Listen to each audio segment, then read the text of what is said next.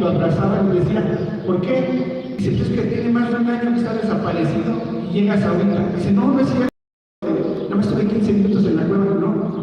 O sea, por ejemplo, una que tenía un niño chiquito de brazos, cuando llegó y salió de la cueva, vio que su niño ya hablaba y caminaba, o sea, había pasado mucho tiempo de este lugar. También este Pedro el Negro, como pobre, entonces,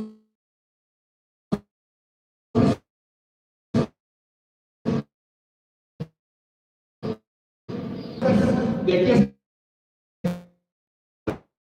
hasta Morelos, decían que había asaltado tanto que nada más le había faltado asaltarse a él mismo. Mató a más de 600 gachupines, como se les decía anteriormente a los españoles, y todo este oro lo enterró en esta cueva del Negro, de Villa del Carbón. Mucha gente durante muchos años fue a la UFA a buscar esta cueva del Negro, y una de las indicaciones que hay es que está cerca del llano de Doña Juana. Como ven, las historias y leyendas de Villa del Carbón son muchísimas.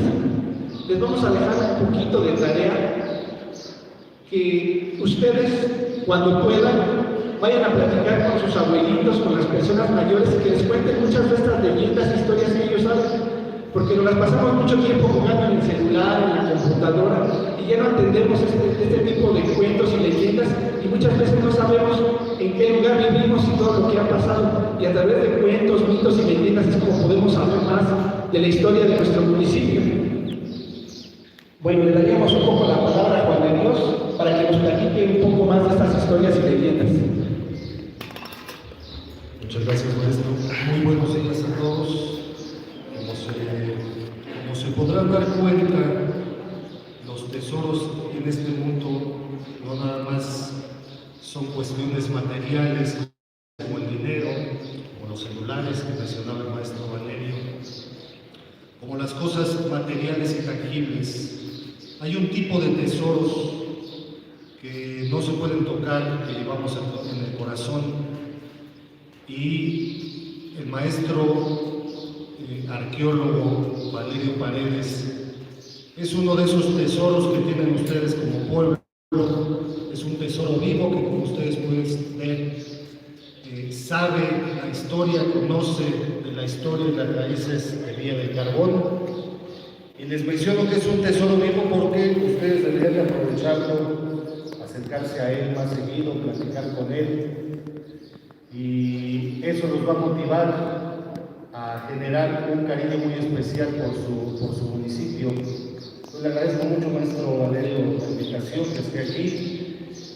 Y más o menos yo, cuando tenía su edad, nuestro cronista municipal, que en paz descanse, Mauricio Nelly, iba así a las secundarias, a las primarias, a estarnos platicando las historias, las leyendas del pueblo, del Pozotlán, y eso generó en mí un interés muy grande siempre por mi pueblo. Yo les voy a decir, yo soy originario de un pueblo de Pozotlán que se llama San Miguel Cañadas, una comunidad que está justo en esos cerros que les dijo el maestro que se ven desde aquí, un cerro que tiene dos cabecitas que ya le llamamos las dos corobas o cerro de la Caparrosa. Entonces es un pueblo que, junto con los dolores, tiene una relación sentimental muy fuerte y de familia con Villa del Carbón. Los dolores colindan con la comunidad de ustedes que se llama San Martín Cachihuapa, que allá le decimos San Martín Chicahuapa, porque está muy guapa de San Martín. Los bailes eran muy famosos que los papás guardaban a las chicas cuando se iban a salir a los bailes, pues sabían que iban los dolores que crecen a robar. Entonces ese tipo de historias que ya pertenecen ahora a la oralidad son las que van definiendo a un pueblo. Cuando hemos presentado estos libros en la Ciudad de México, los niños como ustedes, los jóvenes como ustedes de la Ciudad de México, cuando leen las historias de estos libros piensan que son leyendas, que son mitos. Y yo siempre les he dicho a ellos, no son leyendas, es lo que nos pasa todos los días por allá. Yo más o menos cuando tenía su edad, nos íbamos mucho a cantar al cerro de las...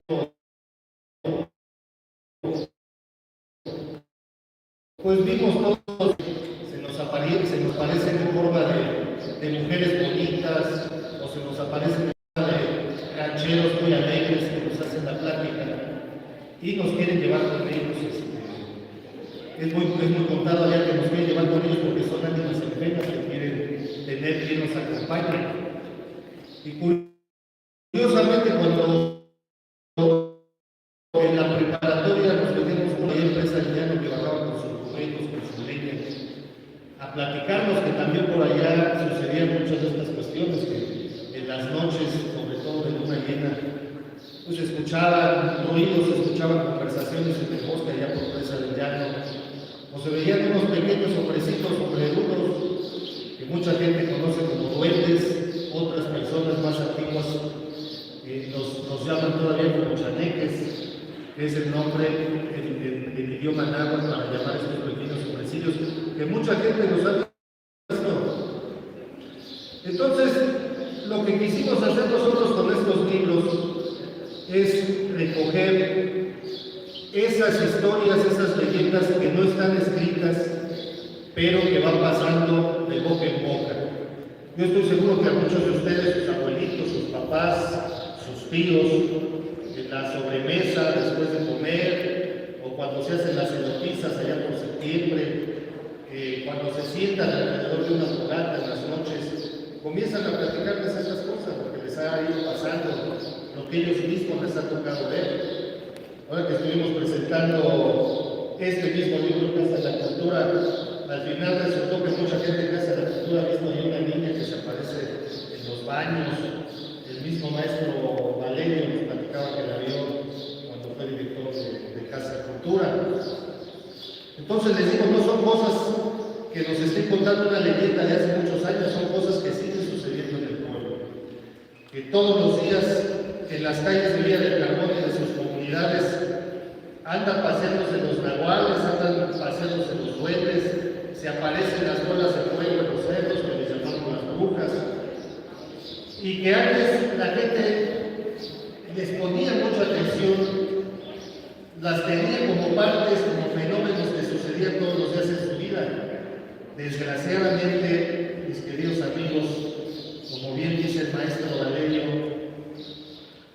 los grandes amos del mundo se están saliendo por la suya porque por fin nos están esclavizando como ellos querían. Ya no nos ponen un grillete, ya no nos ponen cadenas como en la antigüedad, ahora nos ponen un celular en la mano. Y ahí nos viven todo el día con la cabeza así, agachada, perdiéndonos del mundo que sucede a nuestro alrededor y con la cabeza metida en un cuadrito iluminado. Y no digo que esté mal porque es tecnología. De todos modos tenemos que conocerla, tenemos que trabajar con ella. Pero pónganse a pensar ustedes cuánto tiempo de su vida están metidos en ese cuadrito. Y en ese cuadrito, ¿qué es lo que ven? TikTok, ¿no? Ven los videos de YouTube, ven Facebook, ven Twitter. ¿Y qué es lo que ven ahí? No me van a decir ustedes que ven todas estas leyendas o todas estas cosas que les estamos contando en la vida de Carbón. Ven a unas muchachas bellas bailando reggaetón, o ven lo que está sucediendo en otras partes del mundo, que son muy ajenos y que quizá no tengan mucho que ver con lo que ustedes están viviendo en su día a día, que es ajeno a la realidad de todos ustedes, que les hace soñar con una existencia que está muy alejada, que es muy ajena.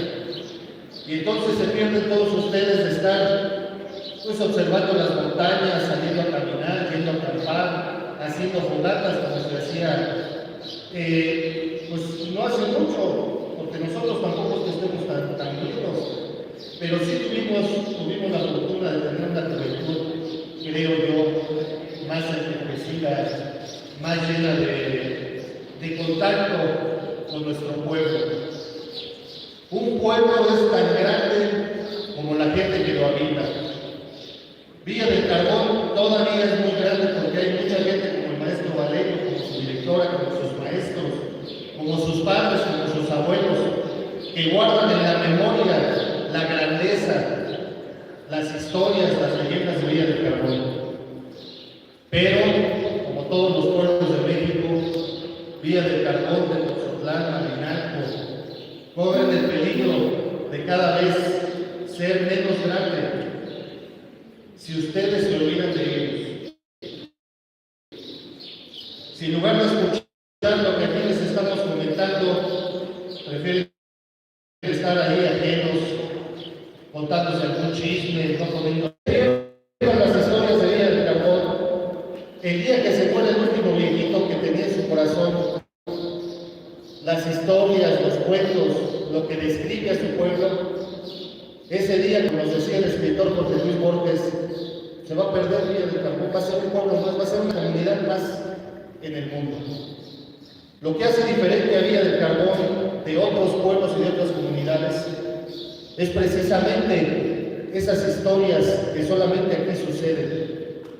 Como decía el maestro Valerio, la Llorona, las brujas, los nahuales, son cuentos que solamente que se pueden conocer en todo México, y no solamente en México, en todo el mundo. Pero hay historias que solamente son aquí de Villa del Carbón, como el viejito que se aparece allá en el Cerro de la Bufa, como los ladrones que clonaban las monedas, los famosos cachufueros, que ha estudiado mucho el maestro Valerio. Son cosas que solamente aquí en Villa del Carbón han sucedido. Como el puente de Juan Diablo, como las leyendas del barrio de la Mascota. Esas historias en ningún otro lugar las van a conocer. Quizá incluso aquí mismo en su secundaria a ustedes les ha tocado ver o les ha pasado cosas que tengan que ver con lo paranormal y que solamente aquí suceden. Me hubiera dado mucho gusto, no sé, porque no les preguntamos a los autores de qué escuelas venían. Me daría mucho gusto saber que hay un autor entre todos ustedes que es de aquí de la secundaria que nos mandó su cuento. Porque solamente el libro está hecho no por nosotros, no por los adultos, no por sus maestros. El libro de la Segunda Villa del Carbón está hecha por niños y jóvenes de su edad. Niños que tienen de 5 años hasta 17 años de la preparatoria, de la secundaria. No somos nosotros los que les estamos platicando, son ustedes mismos los que escribieron este libro. Hay una niña por ahí que a mí me gusta, es uno de mis cuentos favoritos. Hay una niña de 5 años que todavía ni siquiera sabía escribir. Y no nos contó un cuento ni una leyenda, nos contó lo que ella es. Decía es que yo soy una bruja y me paro a las 5 de la mañana a estar haciendo cosas pócimas. Y cuando se me aparecen diablos, se me aparecen seres alados con cuernos, yo los mando a la fregada. A mí no me dan miedo. Era una niña de 5 años que vive aquí en el centro. Hay otro cuento que a mí me gusta mucho que viene en el libro de una niña que no lo quiso firmar, lo mandó como anónimo. Y yo le dije, oye, pero eso es un cuento muy bonito, nos estaba platicando sobre la brujería en San Martín, Cachihuapa. Le dije, es un cuento muy bonito que habla mucho de tu pueblo, ¿por qué no lo quieres firmar? Dice, no es que no quiera firmarlo, me dijo la niña. Es que yo me llamo igual que mi abuelita, y mi abuelita es la única bruja blanca que hay en San Martín, Cachihuapa. Es la única que contrarresta todo el mal que están haciendo los nahuales y los que hacen brujería negra en San Martín, Cachihuapa. Si se enteran cómo se llama, la van a querer matar. Por eso no quiso firmar el cuento. Eso no es un cuento, eso no es una leyenda. Eso es algo que está sucediendo en San Martín. Es la única mujer que trata de contrarrestar toda la brujería negra que mucha gente por allá está haciendo. Porque desgraciadamente hay mucha gente todavía en nuestros pueblos que tiene el conocimiento del mal y para hacer el mal y lo aplica. Y mucha gente de las ciudades dirá, no, pero eso es un cuento, eso es una leyenda. No, eso es algo que sucede. En muchos de nosotros que hemos tenido negocios en estos pueblos lo sabemos, nos tratan de hacer brujería y empieza a irnos mal. Tenemos que buscar una persona como esta mujer de esa propia literatura